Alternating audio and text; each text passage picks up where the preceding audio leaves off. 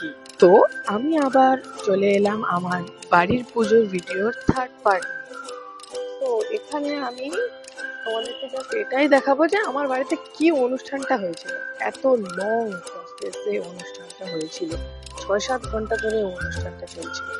আমরা প্রত্যেকেই এনজয় করছিলাম, আর এদিকে আমার মাইমা বাচ্চা কাচ্চাদের নিয়ে বসে ওদের আবদার, ওদের গল্প শুনছিল। আর এদিকে তো বেশ অনুষ্ঠান শেষের পথে বেশ ভালো মজা করে নাচ গান করে এনজয় করছিলাম। বাচ্চা কাচ্চারা স্টেজে উঠে ওই রং টং খেলছিল, আর এদিকে আমি শরীরটা এতটাই খারাপ ছিল যে আমি ওখানে সদস্য হয়ে, মানে একটা শ্রোতা বা কি বলা যায় দর্শক হয়ে বাস দাঁড়িয়েছিলাম। আর মাঝে ভিডিওটা একটু শুট করার জন্য একটু হেসে ভিডিওটা করে নিলাম ঢং করে। সবই নাটক। এদিকে আমার ঘুম এত পাচ্ছিল, আমি কি বলবো।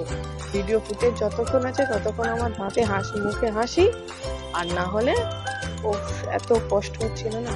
তারপরে এই যে অনুষ্ঠান শেষের পথে বাতাসা হলুদ করার কথা ছিল, তো আমার মা মাথায় করে নিয়ে প্রসেস ছিল একটা এরকম কিছু।